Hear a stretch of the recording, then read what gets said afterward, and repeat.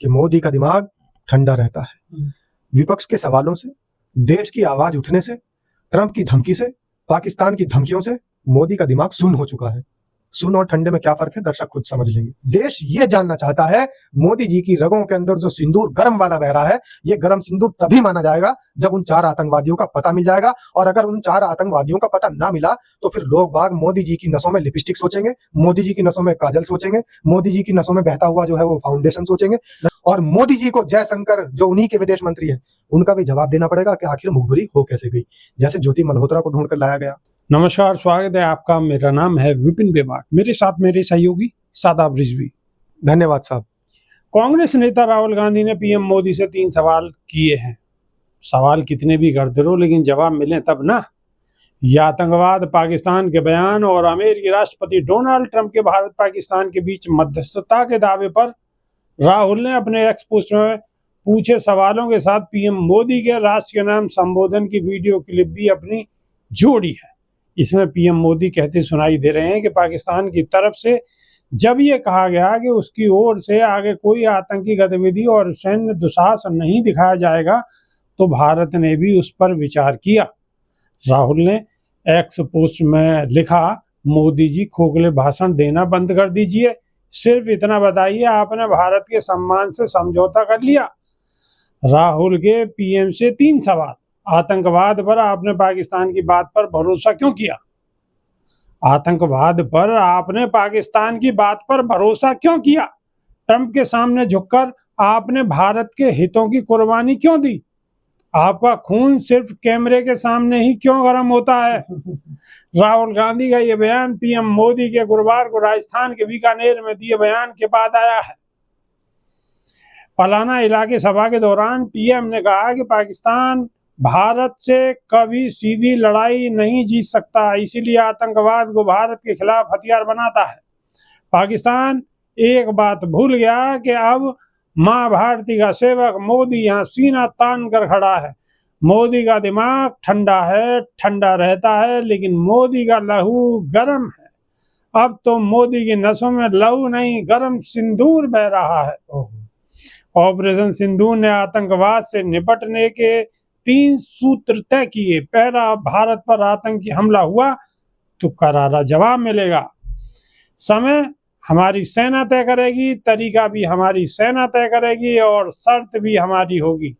दूसरा, atom bomb की गीदड़ भभकियां से भारत डरने वाला बिल्कुल नहीं है। तीसरा, हम आतंक के आकाओं और आतंक की सरपरस्त सरकार को अलग अलग नहीं देखते, उन्हें एक ही मानेंगे। पीएम मोदी के बीकानेर की सभा पर कांग्रेस प्रवक्ता जयराम रमेश ने एक्स पर पोस्ट लिखा है, आज बीकानेर में सार्वजनिक रैली में भव्य लेकिन खोखले फिल्मी डायलॉग फेंकने की जगह प्रधानमंत्री को उनसे पूछा रहे गंभीर सवालों का जवाब देना चाहिए था। राहुल गांधी के भी 3 सवाल हैं और सवालों का सिलसिला जारी है, लेकिन सवालों के जवाब आखिर देगा कौन? पूछता है भारत, कौन देगा जवाब? शादाब रिजवी। थूकता है भारत ऐसे सवालों पर। जब 10 सवाल मोदी जी ने किए हैं, थूकता है भारत। और दूसरी बात बेबाक जी, आप ये कह रहे हैं कि मोदी जी का जो भाषण है, उन्होंने राजस्थान में भाषण दिए कि उनकी रगों में अब खून नहीं बह रहा है, सिंदूर बह ये रहा है। मोदी जी ने क्या कहा मैं बता दे रहा हूँ। उन्होंने कहा है कि अब मोदी का दिमाग ठंडा रहता है। मोदी का दिमाग ठंडा रहता है, खून गर्म है और खून में, शरीर में खून नहीं, गर्म सिंदूर बह रहा है। देखिए, मोदी जी ने बिल्कुल सच बात कही है कि मोदी का दिमाग ठंडा रहता है। विपक्ष के सवालों से, देश की आवाज उठने से, ट्रंप की धमकी से, पाकिस्तान की धमकियों से मोदी का दिमाग सुन्न हो चुका है। सुन्न और ठंडे में क्या फर्क है, दर्शक खुद समझ लेंगे।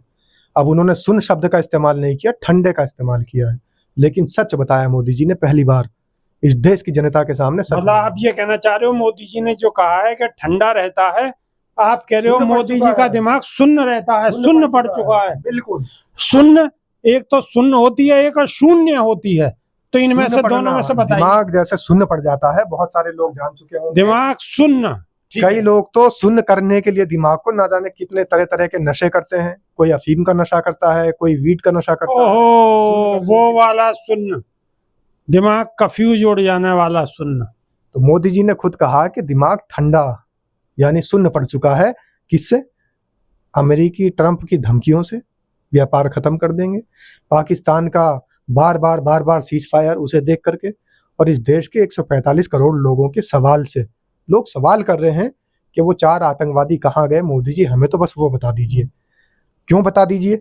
लोग सोच रहे हैं, प्लान बना रहे हैं, आप भी, मैं भी, गर्मी का मौसम है और लोग भी प्लान बना रहे हैं कि हमारे देश का जो स्वर्ग है, हम तो वहां घूमने जाना चाहते हैं, अपने बच्चों को भी ले जाना चाहते हैं। गर्मी की छुट्टियां पड़ गई हैं सबकी, सब लोग स्वर्ग के दर्शन करना चाह रहे हैं, जो हमारे देश का स्वर्ग है, कश्मीर, जिसके लिए बड़े बड़े शायरों ने, लेखकों ने कहा कि अगर इस धरती पे कहीं स्वर्ग है तो वो यही है, यही है, यही है, कश्मीर के लिए। अब कश्मीर जाने के से पहले लोग बाग ये सोच रहे हैं कि अगर वो 4 आतंकवादी अभी कश्मीर में रह रहे होंगे और उन्होंने दोबारा हमला कर दिया तो हम तो बेमौत मारे जाएंगे। तो आखिर सबके बीच में, सबके दिलों में एक ही डर सता रहा है। मोदी जी ने कह दिया मेरा गर्म खून नहीं है, वह सिंदूर बह रहा है, गरम सिंदूर। तो जवाब बिल्कुल ये गरम सिंदूर जो मोदी जी की नसों में बह रहा है, मैं तो ये कहता हूं कि इसे सीधा कश्मीर चले जाना चाहिए, इस गरम सिंदूर को, और जाकर वो 4 आतंकवादी जो छुपे बैठे हैं, वो कश्मीर में छुपे बैठे हैं, जम्मू में छुपे बैठे हैं, श्रीनगर में छुपे बैठे हैं, या फिर हमारे लद्दाख में छुपे बैठे हैं, हमारे देश के कौन सी जगह में, कौन से कोने में वो छुपे बैठे हैं, और अगर वो भाग गए तो उसके क्या प्रमाण है कि वो देश छोड़ के भाग गए।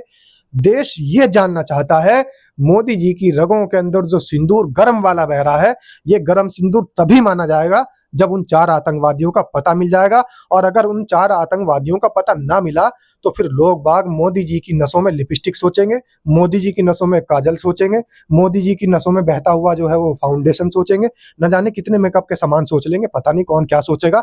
अगर मोदी जी को साबित करना है कि वाकई मोदी जी की नसों में जो है वो लहू नहीं बह रहा है, लहू की जगह गरम सिंदूर बह रहा है, तो मोदी जी को वो 4 आतंकवादी पकड़कर लाने पड़ेंगे, और मोदी जी को जयशंकर जो उन्हीं के विदेश मंत्री हैं, उनका भी जवाब देना पड़ेगा कि आखिर मुखबिरी हो कैसे गई। जैसे ज्योति मल्होत्रा को ढूंढ कर लाया गया और एक और लड़का जो हरियाणा का पकड़ा गया है उसे ढूंढ कर लाया गया, जगह जगह जितने जासूस थे उनको सबको ढूंढ कर लाया जा रहा है, उन पर जांच कमेटी बैठ रही है, हिरासत में लिया जा रहा है, कस्टडी में है, पूछताछ चल रही है। तो एक व्यक्ति तो इस पूरे देश के सामने है, और अगर नहीं भी आ रहा है तो विपक्ष के नेता राहुल गांधी बार बार मार्क कर रहे हैं, लगातार याद दिला रहे हैं, रिमाइंडर करा रहे हैं कि देखिए एस जयशंकर ने पाकिस्तान को पहले ही बता दिया था कि ऑपरेशन सिंदूर करने वाले हैं। तो हमारे देश की सेना को, हमारे देश की सेना की मेहनत को और हमारे देश की सेना को धोखा क्यों दिया हमारे विदेश मंत्री ने, ये भी सवाल जनता पूछ रही है। तो असलियत का तो तभी पता लग जाएगा कि मोदी जी का दिमाग ठंडा है। अगर ठंडा है तो फिर 4 आतंकवादी ला दीजिए और एस जयशंकर को बर्खास्त करिए, उन पर कड़ी कार्रवाई करिए, और साथ ही ये पता बताइए कि आखिर ट्रंप की धमकी आपके ऊपर कोई असर नहीं कर रही।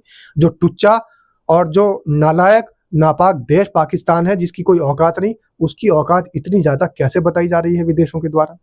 आप 178 के देशों के अंदर ठंडा दिमाग लेकर यात्रा करने गए थे और गर्म सिंदूर के साथ में आप गए थे, लेकिन उसका कोई फर्क तो पड़ा नहीं।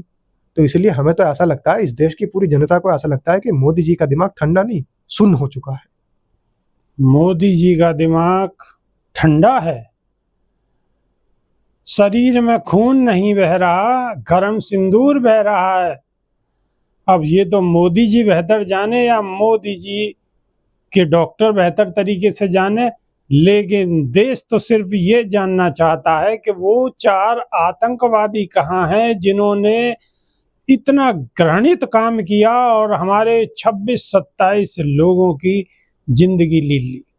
तो देश को सिर्फ उन आतंकवादियों की जरूरत है, उन आतंकवादियों के बारे में जानकारी चाहिए, कृपया करके उसे बताएं। खून को ठंडा रखें या गर्म रखें, हालांकि ठंडा रखें ही तो ज़्यादा अच्छा है, क्योंकि अगर गर्म होगा तो बीपी भी बढ़ जाएगा। खून तो उनका गर्म है, दिमाग ठंडा है।